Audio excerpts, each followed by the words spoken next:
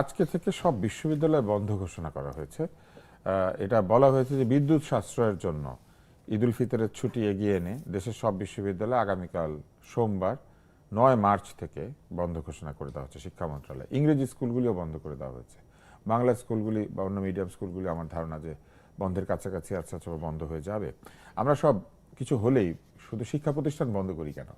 এটা কিন্তু আমরা আগেও লক্ষ্য করেছি যে এখন একটা হচ্ছে যে আমাদের উৎপাদনের জায়গাটা তো বন্ধ করার কোনো সুযোগ নাই। কিন্তু শিক্ষা প্রতিষ্ঠান তো মানুষের মানে আগামী দিনে তরুণদের উৎপাদন করে, আগামী দিনে তরুণদের মানসিকতা গঠন করে। কিছু হলে আমরা অটো পাস দিয়ে দেই, বিশ্ববিদ্যালয় বন্ধ করে দিই।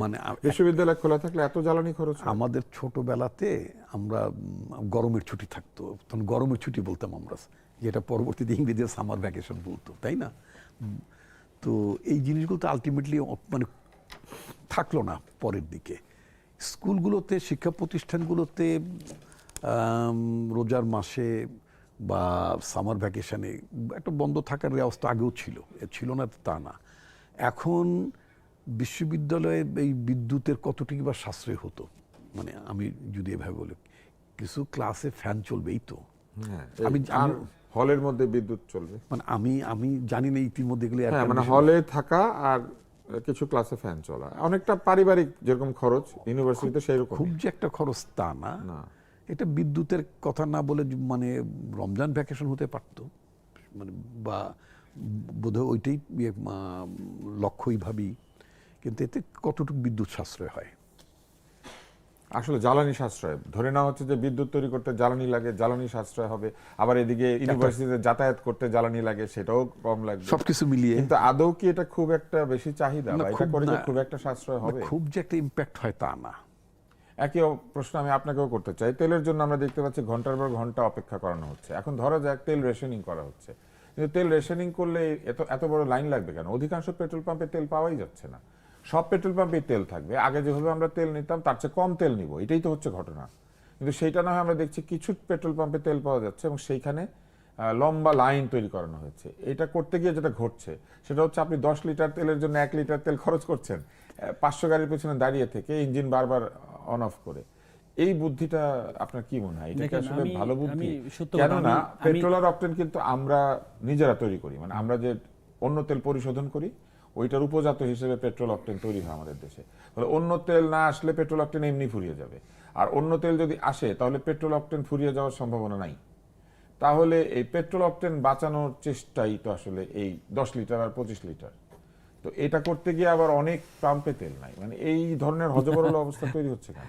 মানে প্রথম কথা হচ্ছে আমরা যখন ইরান আমেরিকা যুদ্ধ যখন শুরু হলো তখন বলা হয়েছিল যে আমাদের যে পরিমাণ অকটেন বা ডিজেল আছে এটা 15 থেকে 20 দিন চলার মতো। 28 দিন অকটেন, 28 দিন পেট্রোল, সম্ভবত 14 মানে কে বলেছে 15 থেকে 20 দিন বা 20 থেকে 30 দিন চলার মতো। কিন্তু আমরা দেখেছি 5 দিনের মাথায় তেল শেষ।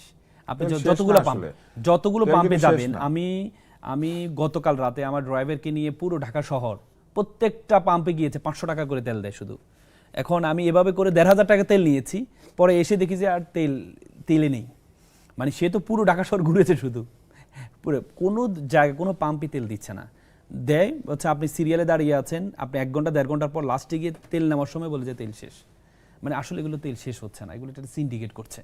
আমরা রমজান আসলে যে সিন্ডিকেট শুরু করি, সিন্ডিকেট তেল কি বেশি দামে বেচতে পারবে? না, এই যে সরকারি তো তেল বেচে। এই আমরা তো ওপেনলি সবকিছু দেখি, কিন্তু আপনার ইন্টারনাল ভাবে তেল 20 টাকা 100 টাকাও অতিরিক্ত দামে কিন্তু বিক্রি হচ্ছে।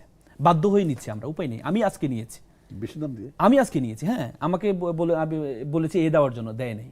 মানে সে আলাদা করে রেখেছে, আমার উপায় নেই, আমার গাড়ি চলতে হবে, আমি আসতে পারছি না, বাধ্য হয়ে নিয়েছি। আইনজীবী কি কাণ্ড করে? না, বাধ্য হয়ে নিয়েছি, মানে বাধ্য হয়ে নিয়েছি আমি, তাকে অতিরিক্ত এই দিয়ে বাধ্য হয়ে নিয়েছি।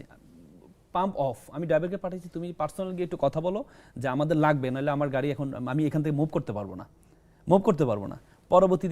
পরবর্তীতে প্রায় 10 লিটার তেল নেওয়া হয়েছে, প্রত্যেক লিটার 40 টাকা করে বেশি দিয়ে বাধ্য হয়ে নিয়েছে। তার মানে এই যে সিন্ডিকেটটা, এটাকে শক্ত হাতে দমন করতে হবে। আপনি দেখেছেন বিভিন্ন জায়গায় বড় বড় এই বাসায় তেল পাওয়া গিয়েছে, বড় বড় এর মধ্যে পাম্পের এর মধ্যে তেল পাওয়া গিয়েছে। তার মানে কি, এই যে একটা সিন্ডিকেট, রমজান মাসেও এই সিন্ডিকেটটা কাজ করছে। তো সুতরাং আমাদের সরকারের উচিত এটাকে শক্ত হাতে দমন করা। এই যে নজরদারি রাখা প্রত্যেকটা পাম্পে, যে পাম্পে এতটুকু তেল ছিল, তাহলে তুমি কতটুকু দিয়েছো, বাকি তেলটা কোথায় আছে, এইটা যদি তদারকি না করতে পারে তাহলে কিন্তু একটা ভয়ঙ্কর মানে একটা কৃত্রিম ক্রাইসিস তৈরি করা হচ্ছে। আপনি প্রত্যেকটা পাম্পে যান, প্রত্যেকটা পাম্প যে পরিমাণ তেল ছিল তারা আরো 1 সপ্তাহ তেল চলে, কিন্তু তারা দেখাচ্ছে একটা দড়ি লাগিয়েছে তেল শেষ। তার মানে কি এই যে ইন্টারনাল ভাবে পিছন দিক থেকে তারা তেল মানে আপনি তো হচ্ছে বাধ্য হয়ে তখন কি করবেন, আপনার তো উপায় নেই, আপনার তো মুভ করতে হবে, মুভ করতে হবে। এখন আমাদের কাছে টাকাটা হচ্ছে আমার এখন মুভ করা ইম্পর্টেন্ট। তার মানে আমরা দুর্নীতিমুক্ত দেশ না পাচ্ছি না, চাঁদামুক্ত দেশ, পাচ্ছি না। সিন্ডিকেট মুক্ত এটার দেশ, জন্য আমরা পাচ্ছি না। এটার জন্য সরকারকে এটাকে লাইবিলিটি নিতে হবে, সরকারকে শক্ত হাতে দমন করতে হবে, প্রত্যেকটা নজরদারি বাড়াইতে হবে। সব পাম্পে তেল থাকবে না কেন?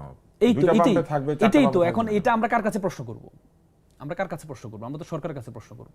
আমরা তো সরকারকে নির্বাচিত করেছি, তো আমরা সরকারের কাছে তো প্রশ্ন করব। তাহলে এই প্রশ্নটাই আমরা রাখতে চাই যে তেল না থাকলে কোনো পাম্পেই থাকবে না, আর তেল থাকলে সব পাম্পেই থাকবে।